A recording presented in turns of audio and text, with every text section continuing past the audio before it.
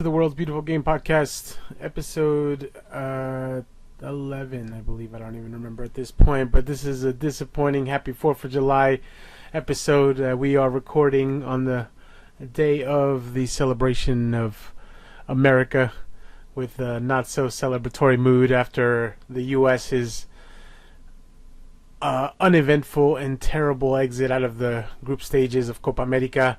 Alongside Will, I'm Goose as always. We are your hosts for the World's Beautiful Game. So, how are you feeling, Will? What's your mood this 4th of July morning as we attempt to celebrate America here? Well, at least, we have proof that we beat the Brits. So, today's the day of us beating. So, we have that. There's only one celebration today. It's definitely not soccer in this country. It's all hot dogs and burgers today. But I mean, I don't know. I think the words to describe it for me to start it off would be disappointing, a bit embarrassing, and just a lot of anger. I would say. I think as people who follow the U.S. national team and its players and I think have given a lot more praise than I don't even know what the other word would be, but we have tried our best to always be positive.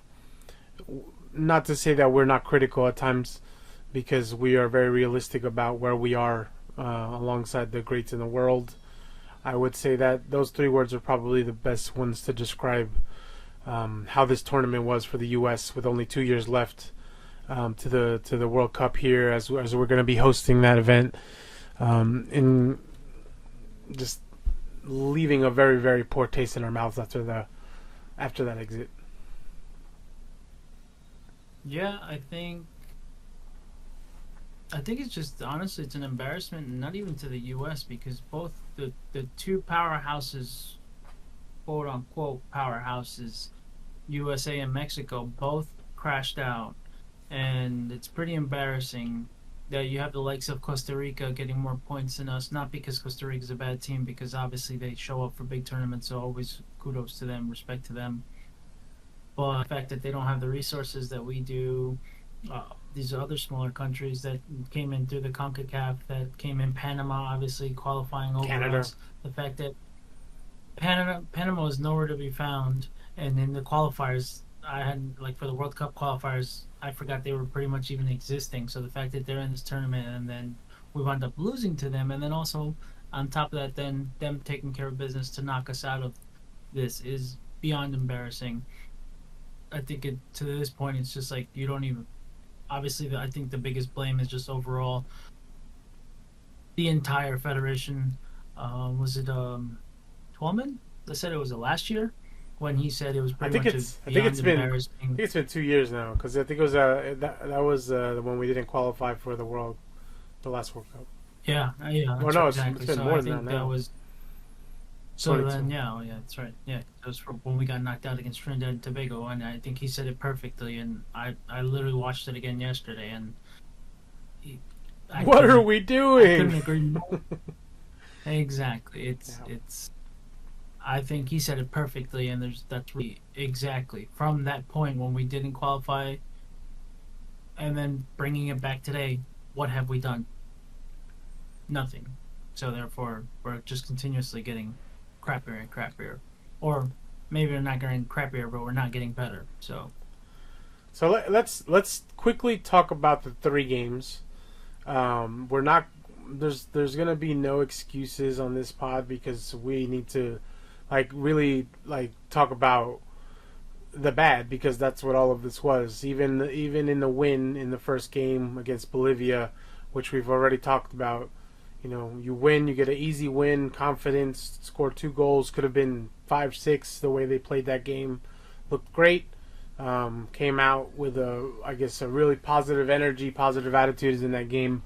But in retrospect, when you look back, it almost seems like a failure to not have been more clinical, especially as we segue into the next two games with the lack of goals and the lack of conviction up front. we then head into the game against Panama, where we all know stupid red card in 18th minute by Weah, which is now has been the second stupid yellow card for us to get against a team in a tournament. It was in tournament the last one too. Yeah, Des getting one against was Trinidad and Tobago, that one too. But just a really really I don't know if that's indicative of what this means for this group of players, but I will get to that once I go over the last game here too. But in that Panama game, I was making excuses to say, playing down a man is hard, to keep possession and to not get the result. I made too many excuses, and then when I reflected on the things that one of our friends were saying, a couple of them were saying how it still should have been a game that we shouldn't have lost.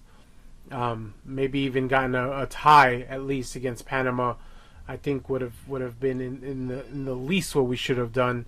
And I now agree that we definitely should have done way better with what we have as should have been the better team than that team that day as well. And then seeing the performance against Uruguay, I'm looking at the stats now. Possession 50-50. We had 8 shots, only 3 on target, which is not great. Uruguay had 12. They only had 5 on target. Controversial goal for them, but they only got 1 against us, even though they trounced Bolivia 5-0. And then they beat Panama. It was a hard-fought game. There's 12. It looks like it was 12 fouls called for both teams. So it was a physical game. I mean, the problem is expected goals for the U.S., and I fucking hate that stat, but I guess it's relevant here. Ours was 0.53, and then Uruguay's was 1.5 or something like that. So we, for as much talent as we have supposedly, or at least we've been led to believe that we have, quote unquote, how is it that we show so much fight in that third game? Because I will say they did show fight in the third game, but we really didn't see that in the first 2 games. Is That's it? the same thing. I'll say, that we always talk about. let me one question so you can get into it. Is it lack of effort, or is it these players are just too comfortable and there's no challenge to their almost guaranteed starting role in this team? I don't even know on that one, but I think it's kind of how we were in the group chat, and Anthony pointed out the same thing that I said is they play down to they'll play not even down, but they'll play to the level of the team that they're playing against. Because when they played against Uruguay, it was a hell of a performance. Had they played that way all 3 games, we're in the next round, and we would have been competing for possible first place in that round to go into the next phase. So therefore, they played an incredible game against Uruguay, but again, if you can't do that consistently, I think it's just the lack of consistency. It just seems like they don't.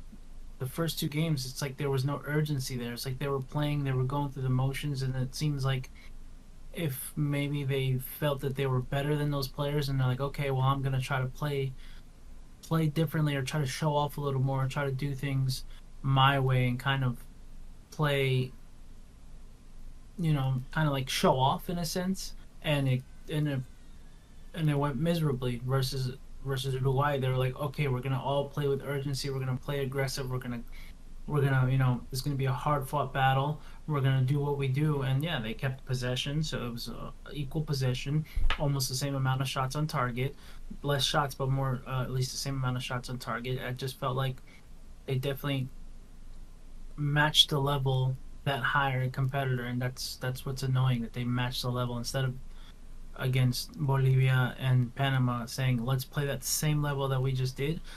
It's almost like they don't know how to. It was too passive. It was too passive in the first 2 games, and even that's the thing, and it's like It's crazy. I feel for Halter in at halftime. I feel like he doesn't have the ability to give their team that kind of passion and that speech to be like, all right, first half wasn't well, or we're winning, but I don't care. We need to step this shit up, and we need to kill them. But I feel like he's not the guy that's just. I feel like in the locker room, he's just kind of like X's and O's. All right, we're doing this well. It's just the same thing though. That game against Uruguay. Hey, they're tied 1-1, and then 10 seconds later, boom, a goal. Like who the hell? Why would a coach ever say that? Are you kidding me? I don't care if David versus Goliath. We're gonna go murder this motherfucker. I don't care. Don't ever tell your team, hey, let's depend on the other team for a result. No, let's go pull our own fucking result. So I just feel like that kind of sums up his. I mean, it's already been summed up for since he's been fired the first time. So you can just see what kind of I coach mean, he he is. wasn't Hey, we're fired. tied 1-1. That's the crazy part. Whatever. His contract ran out. Yeah, He wasn't ever fired. Um, regardless, yeah, I it just shows what it is. and it's I don't even know where the failure is here. Like because obviously we're gonna blame Greg and rightfully so. I feel like you can't not blame a coach, but it's obviously gone way beyond the coach now. Now it's time to stop letting the players off too because Mhm. you've now gotten all the positive from all of us. We all said, yeah, this is the team. This is, I don't know that us in particular have labeled them golden generation. Definitely a more talented generation of players for sure because they're obviously making names for themselves in Europe. I think we've set a bar, and I was just watching Kicking It this morning with an old episode that aired I think a couple weeks back where they asked Bruce Arena, and then Bruce's take I thought was a little soft. He said, getting to the quarterfinals, would have been successful, and then Clint goes, I don't believe that to be true. He said, I feel like in this cup, success would have been let's get to a semifinal, let's get to a final, or win it. Like you need to start setting the bar or the levels higher than we've ever done before. If this group is actually more talented than what those groups were in the past, because Yeah. we've gotten to a quarterfinal in a World Cup. We've gotten to we've never reached a semifinal in a major tournament like that. In a major tournament, it's going to be Copa America and it's going to be the World Cup because to me the Nations Cup and then the Copa America is levels way below what those two are. So I'm with Deuce, man. To me you have to start trying to break those barriers and get to those levels that are telling the world, hey, we're coming. Like this, like soccer's not a joke in America anymore. Like stop looking at us like we're not good. That should be the bar that we're setting if we want to be taken seriously at this point because we haven't had a big name team that we've beaten. We've had some okay results against some big teams, but even the result against Brazil now seems to be like because Brazil looks like shit this year. So who at this point is I feel like it's not just Greg. Like there has to be a shakeup, of course, with coaching, but there also has to be a shakeup. I think with the pool of players. I think just because they're playing in Europe, it shouldn't guarantee them a starting role, because clearly they're lacking some bite. I think one of the big points in that show that I was watching is that these teams don't have that dog in them. Like they just don't. Like Tyler does. Tyler Adams for sure does. Christian I think has it a little bit, but Weston at times. But for the most part, everyone else is just kind of tame. Like they're not. Yes. They're not showing that grit or whatever it is that those old American teams had. Where, I mean, Bruce Arena said that 2002 team would beat this team no problem. Which I'm almost like at this point I'm like I tend to kind of believe that. Uh, talent wise, that yeah, no, but yeah, it's the same thing. And then again, it's the same thing. they would have they would probably try to match that intensity, and that's the annoying part. That yes, these kids are they have more talent and they should be better players, and obviously they've reached higher levels and they're competing with teams. They're teams that these guys from 2002 were not on, except for a couple that were playing. It's just not it's not there. I think again it continues to be that starting from the foundation, which is obviously the pay to play here on, and it's never going to get better because guess who's going to make it? The kids that have money. So yeah, they'll be able to learn how to play, and yeah, you can teach players how to be, to get better, but you're not going to get a kid that just with it that just has that skill, that has that ability just to do things that you can't teach. That's going to fight, that's going to have that you're not going to get that because the U.S., if you don't have money, you're not going to be able to go play anywhere. So therefore, it's going to start from there. So naturally, yeah, you see these kids coming in. Where are they coming from? Obviously, they either have people that have connections from the past, or they're kids that their parents were able to afford for them to play. So therefore, it's going to continue to be that way here. That's not, so it's going to come from that base, and it's not going to change anytime soon because they'll never want to do that. From what I remember, that even that speech that Tolman was talking about was years ago. There's like what over $1 billion invested, and you're still telling me that these kids still have to pump in money to be able to play. So it's gonna start from there, and then from that point on forward, because then but the kids in the youth national team, they do perform, and they perform against these bigger teams, and they make it in the youth World Cups, and then when the FC Dallas tournament, that big tournament, there's teams that compete. That's that a are big here, and they tournament. do well, but That's a big tournament too. yeah, because you got guys coming from over. You have United academies, Chelsea academies, those kids, and they lose to the U.S. kids. But where are those kids in the future besides a handful of them? So it's going to come there, and then at that point, it's not going to change. It's kind of just like the same. It's almost like we're almost in denial, but we're almost like level with Mexico, where it's just like, what the hell happened to these teams that used to compete against these bigger teams, and then be like, damn, like these guys talked all that junk, and then but they're still here. Like, we're gonna discount them because they're really not that good, but damn, they still made it because both of them. And obviously, I hate putting them on. I'd probably be one of the last people to ever put us in a category with Mexico when it comes to soccer, but we didn't do any better than they have. And yeah, cool, we can beat them, but what Yeah, now at this point? What does that do we're for li- both? we're literally the best of the Both worst right now, which is crazy. exactly. Yeah. So at this point, it's just we don't know where to go. Yeah, it's not just on Berhalter. Berhalter, obviously, he's not the coach for us, but that doesn't make a difference because you can't make the players. You can coach the players, but their attitudes ultimately, like you can hate the coach. I think Carly Lloyd said it. Was it recently? I'm sure I it's don't one know. of It's these like post matches. I'm sure.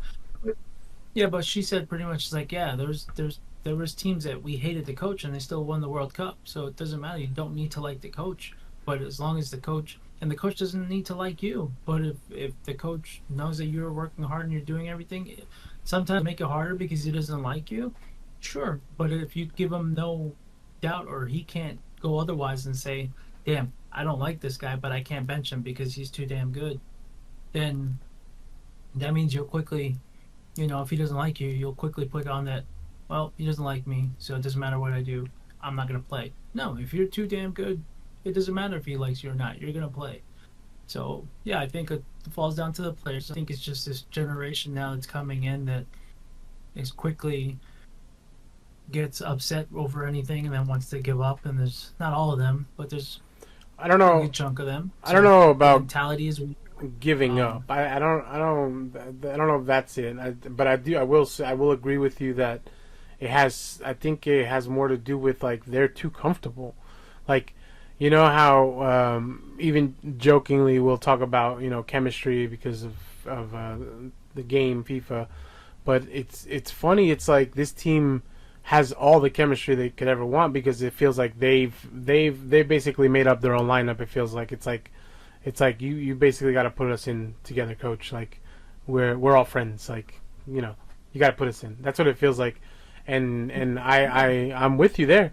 I feel like it. I feel like it shouldn't matter whether or not you like the coach. It should be, are you getting wins? Are you scoring goals? Are you being successful? Because at the end of the day, that's the point of all this, to win some fucking shit somewhere, not just domestically, but results like in the Confederations Cup where you freaking beat when you beat Spain and get to a final against Brazil, like, you know, beating Portugal in a World Cup, and then if we have to come across one of our CONCACAF teams and then embarrassing them in a World Cup, like that should be what we're doing at all times. We should, and I think one of the important things that has come out, you know, in conversation recently is like, it shouldn't fucking matter if it's pretty anymore.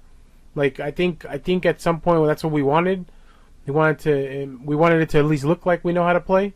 But at this point, it's like, I want us to just get results. I want us to get wins and get the goals and shut teams out. Like that should be what it is now. Otherwise, we ain't doing shit in the World Cup. So, now, just to kind of touch back on, you say, you know, you don't feel like it's that quit mentality, but I guarantee you, bring in a real coach, bring in a coach that would not tolerate that shit of, hey, you know, we're friends, we all need to play together. A coach is like, I don't give a fuck. I guarantee you that quit mentality, they're gonna fall victim, and if he doesn't play them, they're gonna try to say it's the coaching system. They're gonna say, oh, he doesn't like me and this and that. And yeah, obviously he won't like you because you have a shit attitude and you think you're better than you are. And I guarantee you, they're gonna pout, and then they're gonna bring in whoever they know and try to call whoever they know to try to be like, hey, why aren't you playing me, or why isn't he playing, and this and that. And I hate to bring up, because I love Gio Reyna, but look at what happened with that situation. His father got involved, his mother got involved, you know, all this blackmailing and this and that. Like, regardless if I don't like some ugly shit or not, yeah, that's horrible. And then you're telling me exactly that kid had connections. Had Claudio Reyna been a nobody, had, you know, how Gio Reyna just come from parents who just, you know, have their kid liked to play into the system and everything, and he wasn't part of no federation, you wouldn't have heard any of that. But obviously, look at that, and then he made it into the starting lineup. He hasn't played anywhere in Europe. He's on the bench. He'd come off the bench. I'm not saying, yeah. So barely. The fact that one of our better players on our national team is starting when he's not playing. What other big national team, where in Argentina, where in Uruguay, where in Germany, or if the bench players for their club team, are they starting on the national team for big teams, if we're supposed to be comparing ourselves to those guys?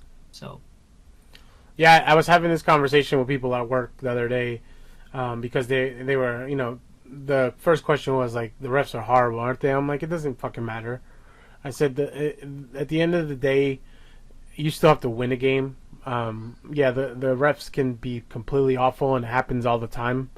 Nowadays, you know, that should still not influence what you do on the field. And I said, at this point, as much talent as Gio might have, I don't think he should start. I think he should come off the bench for 20 minutes so that he gives us whatever he can possibly give us in 20 minutes. Run your ass off, you know. Because to me, like, players that suffer on the U.S. national team that I feel like should get more playing time are Pepe. Pepe has, you know, with the U.S. national team, is only getting 30 minutes, if so, a game to try to make an impact. And almost every time he comes in, he scores, usually. Obviously, in this tournament, a little different circumstances. Balogun feels like they're trying to force the issue with Balogun. He's good, don't get me wrong, but Sargent was scoring goals in his team. Haji Wright, which we are not big fans of scoring goals for his team in the championship in England. I don't understand why those guys don't get to start. Like, I don't understand how that's a thing. And in the midfield, I love Tyler because I love his fight, but again, coming back from injury, not fully fit to play 90 minutes, you got to put someone in there that can give you 70 minutes and then bring on Tyler for reinforcement. Like, that to me, like there's certain things that shouldn't be happening that are happening. But again, Tyler's not going to be one that's going to get us goals up top, so that shouldn't really matter. And at this point, like, how have we not attracted other coaches to come in to want to coach us, to have a home World Cup basically, where fans will show out for the U.S. in the World Cup because it happens. Fans come out of nowhere and everywhere to come celebrate U.S. just because we want to have some pride in the country. Like, you would think you would have been able to attract something with this talented group of players. Again, as we're saying, it's unbelievable to me that like U.S. soccer continues to like go down this hole, and it feels like Berhalter's going nowhere. So in that game versus Panama, how many subs did he make? 1, 2, 3, 4. I think he He used all made five. 5 subs. Horvath, yeah, because Horvath was hurt.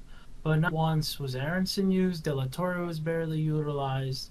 And like you said, yeah, Haji Wright. And so these three guys, that, to me, I think at least have shown something on their club teams. Aronson maybe had a tougher year this year, but obviously if you bring him in, you didn't play him once in the midfield, and you know he pushes and he has that pace and he has that energy, kind of Gio-esque, but maybe even a little more energy because Gio's a little calmer. But he didn't feature once, and in that game against Panama, the subs that he made, obviously other than Turner getting hurt, but other than that, like, again, just players that we have utilize, push, and change the game up or whatever. We consistently use the same exact guys, and it's the same result. So it's just like, just repeating things and Same guys, same formation. We're predictable. We don't create enough opportunities, enough chances to score goals. Like, the whole thing has to change at this point.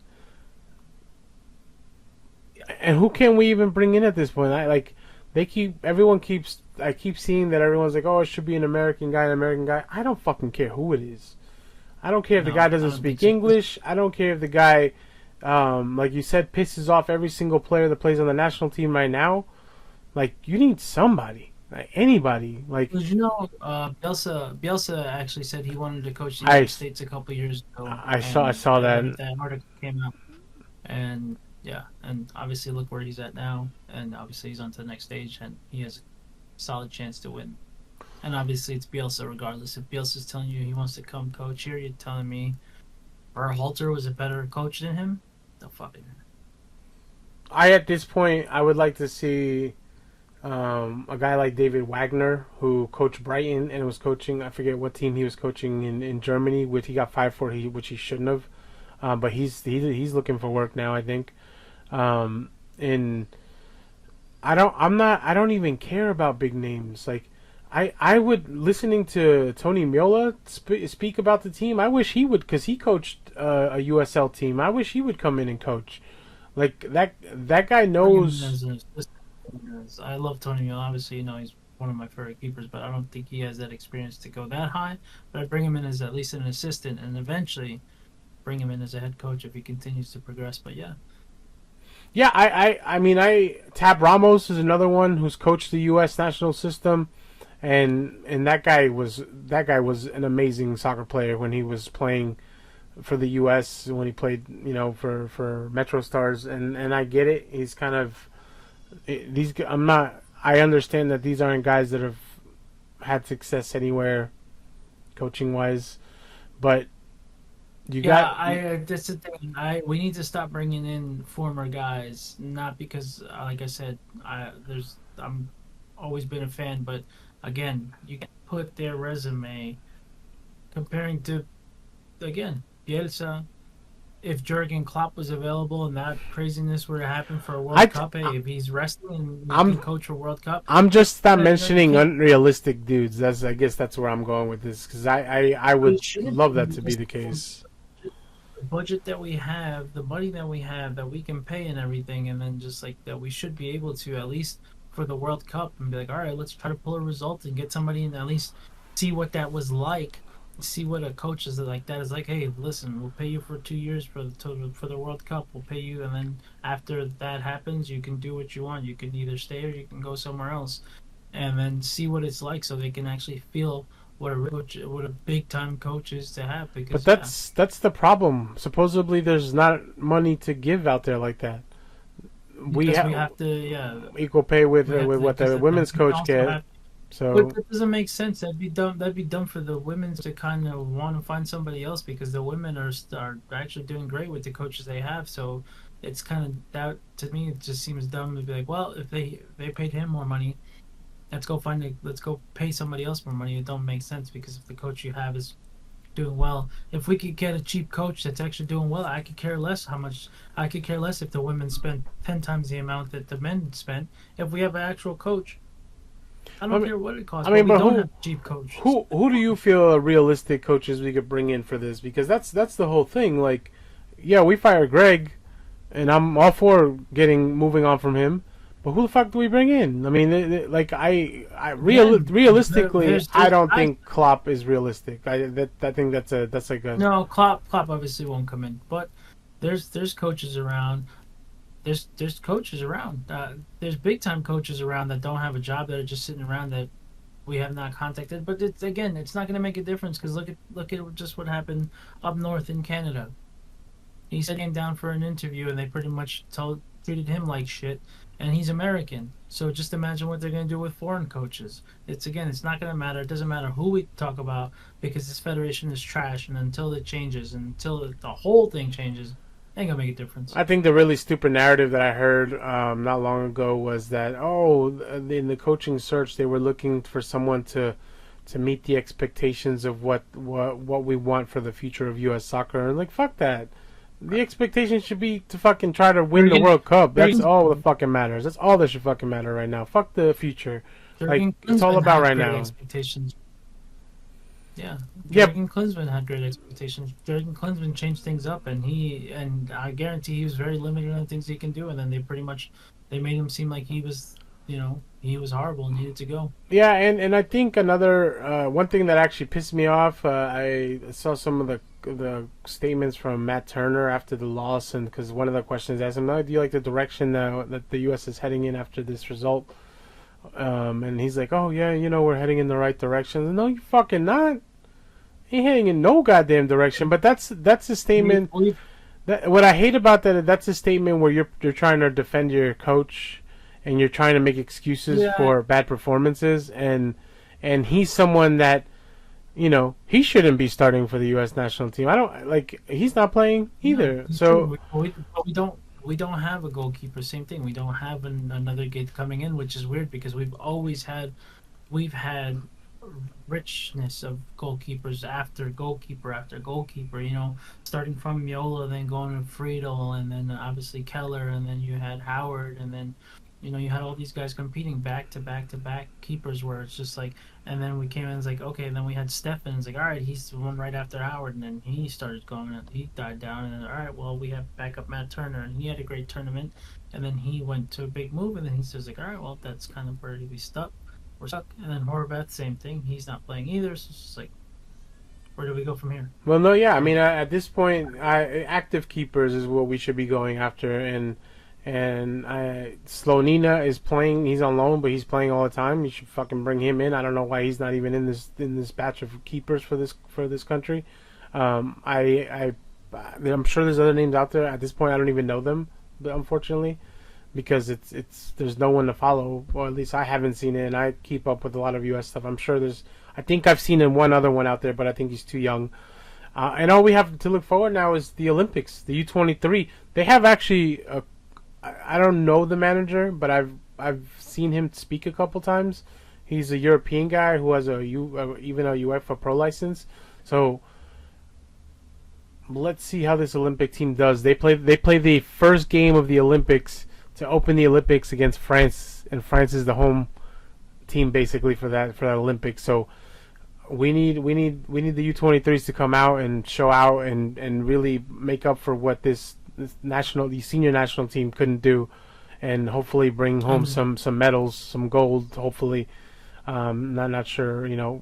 I haven't followed them that well to know what they could potentially do, but you hope that they bring something, and the U.S. can bring in 3 guys from this failure of a team to come in and help us do something. So I hope they pick the right 3 to come in and represent.